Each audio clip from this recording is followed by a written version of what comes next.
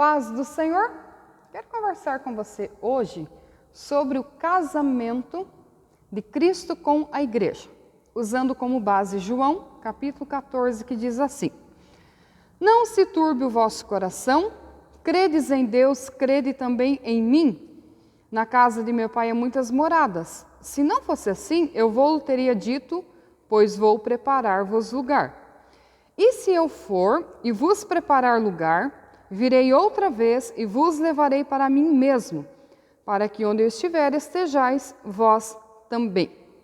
Bem, é muito interessante esse texto aqui, porque Jesus usou de algo muito comum na época para falar do seu relacionamento com o seu povo, no caso, a Igreja de Cristo.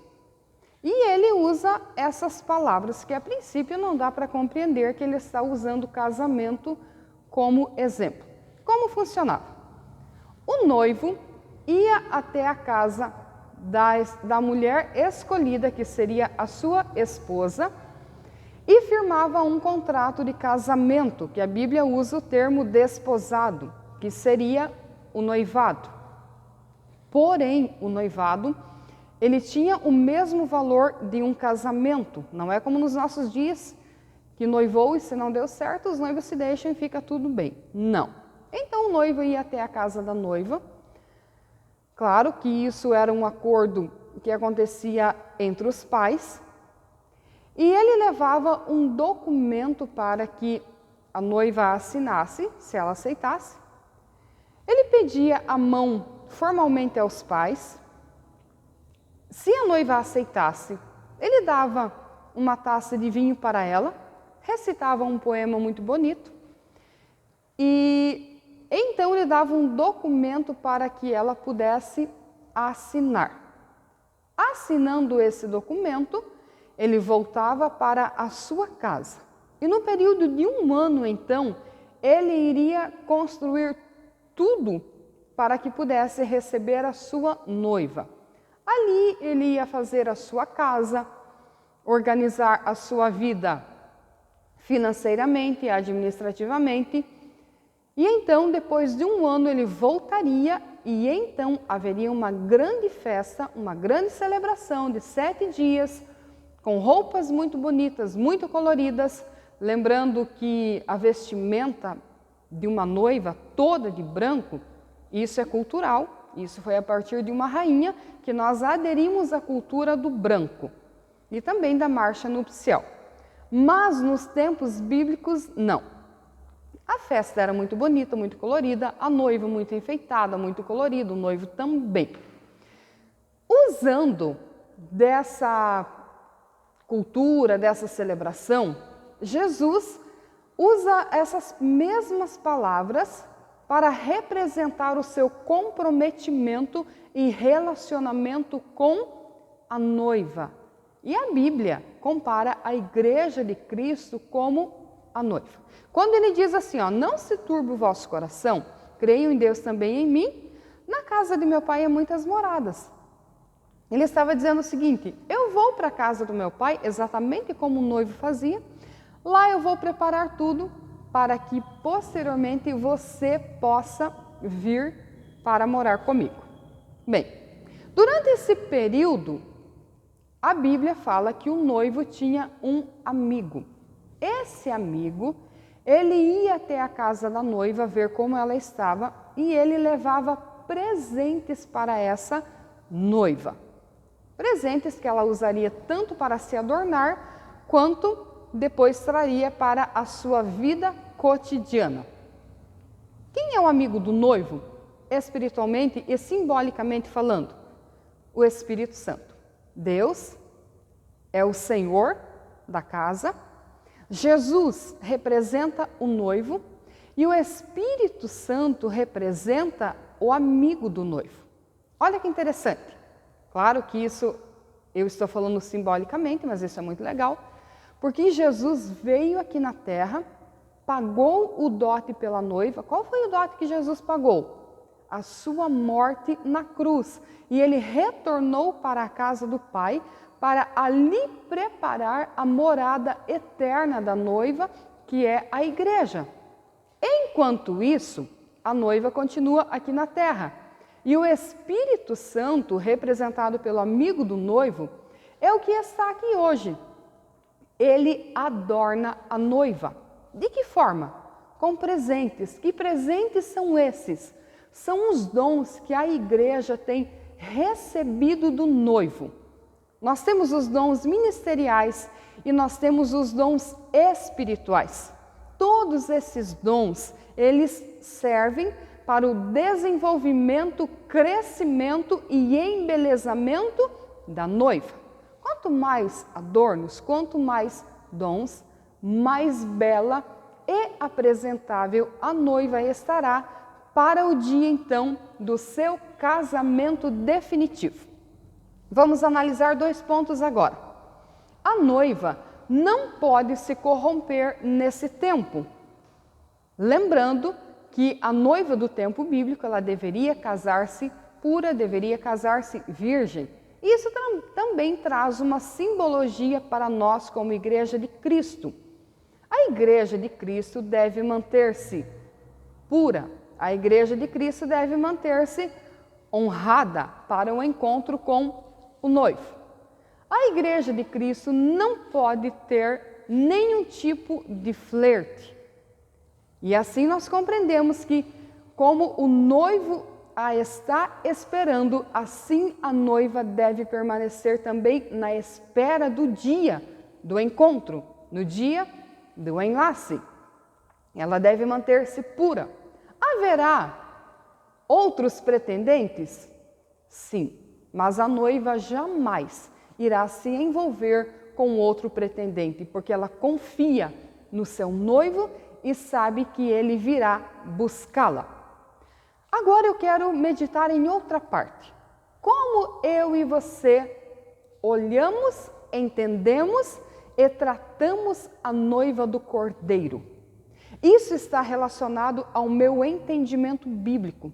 Como eu olho para a igreja, como eu trato a igreja, como eu respeito a igreja, isso fala do meu grau de entendimento e da minha comunhão e intimidade com Deus. Quando nós vemos pessoas maltratando a igreja de Cristo, criticando, falando, ofendendo, ridicularizando, essas pessoas não sabem quem é o noivo. Porque se elas soubessem, elas teriam outra atitude a respeito da noiva. Outro ponto importante que eu preciso compreender. Por que a igreja existe na terra? A igreja tem um propósito: glorificar a Deus e fazer o reino de Deus conhecido na terra. Ora, a igreja não existe para ajudar pessoas? Sim, mas a igreja existe para ajudar pessoas na visão bíblica. O que é ajudar pessoas? É prepará-las moralmente e espiritualmente para o encontro com o noivo. A igreja não existe para satisfazer necessidades pessoais. A igreja existe para purificação das pessoas. Lembre-se, a noiva tem que estar pura, linda, ataviada para se encontrar com o noivo. Outro ponto. Algumas pessoas pensam e tratam a noiva de Cristo como se ela fosse uma prostituta. Isso é muito sério, isso é muito delicado. Ora, quando é que as pessoas fazem isso? Quando elas acham que a igreja de Cristo está aqui para satisfazer as suas necessidades pessoais. Uma meretriz, dando-se uma quantia em dinheiro para ela, ela irá satisfazer aquele que a está pagando. Ela torna-se serva daquele que a está pagando. A igreja de Cristo não é meretriz, ela é noiva. Ela jamais irá se prostrar para pessoas que não compreenderam a Escritura, que não compreenderam a sua função, que não compreenderam o porquê que a igreja existe. E tem muitas pessoas que não compreenderam. E a gente percebe isso na sua maneira de proceder, na sua maneira de agir, na sua maneira de falar, de se dirigir à noiva de Cristo. Mas as pessoas que compreenderam, elas têm um comportamento diferente. Elas honram a igreja, elas respeitam a igreja porque elas sabem que a igreja é a representação do reino de Deus na terra. Afinal, por que Deus criou a igreja? Já parou para pensar? O termo igreja, eclésia, literalmente significa chamados para fora. Nós somos chamados do mundo para a salvação, das trevas para a luz. Isso é ser igreja. Esse é o primeiro ponto. Aí entra o segundo ponto, que é a transformação moral, que a Bíblia chama de santificação. E ali tem uma relação do que nós podemos ou devemos ou não devemos fazer, e cabe a cada um ter responsabilidade pessoal a respeito desses ensinamentos. Por que Deus chamou pessoas, as transformou, as libertou? Primeiro, para glorificar o seu nome, temos os nossos cultos, nossas reuniões, que o objetivo é sempre glorificar a Deus. E o outro ponto, também muito importante, a pregação do Evangelho. Vamos meditar esses dois pontos, a glorificação a Deus. Primeiro, o culto é para o homem? Não, o culto é para Deus. Todo tipo de louvor, todo tipo de adoração, todo tipo de liturgia é para glorificar e adorar a Deus. E o segundo ponto, então, aí tem também o ministério da pregação. Esse sim é sempre preparando, adornando a noiva. Você já parou para pensar como é magnífico o ministério da pregação? Gente, apenas falar de Cristo, falar de Deus, falar do Espírito Santo, essa é a nossa função como igreja. Nós não somos responsáveis por converter ninguém. Nós somos responsáveis pela pregação do Evangelho. A Bíblia diz que quem convence do juízo, do pecado, da justiça, enfim, é o Espírito Santo. A nossa função é apenas pregar. A igreja é comparada como a noiva do Cordeiro. Ainda que o noivo não esteja presente, como nessa comparação nós compreendemos. Ele veio, ele firmou o compromisso, ele pagou o dote e ele voltou para a casa do Pai. Nunca esqueça de que o Espírito Santo está entre nós. Nunca esqueça de que o Espírito Santo está conosco, nos adornando e nos orientando. E o dia do casamento chegará. E nesse dia também nós teremos um encontro real com o nosso noivo. E ali nós viveremos para sempre e eternamente com ele. Portanto, noiva, não se desespere diante da espera. Não se desespere diante das adversidades em que nós enfrentamos. Apenas permaneça com amor no teu coração, com calmaria dentro de você, recebendo com carinho os adornos em que o amigo do noivo, o amado Espírito Santo, traz sempre para todos nós os cristãos. E o dia esperado irá chegar. E assim como os casamentos dos tempos bíblicos, havia uma grande festa, havia uma grande celebração, nós também teremos uma grande celebração. A Bíblia diz que nós seremos recebidos no céu, a igreja será recebida. Haverá uma grande festa que a Bíblia chama de bodas do Cordeiro. Bodas significa literalmente festa de casamento.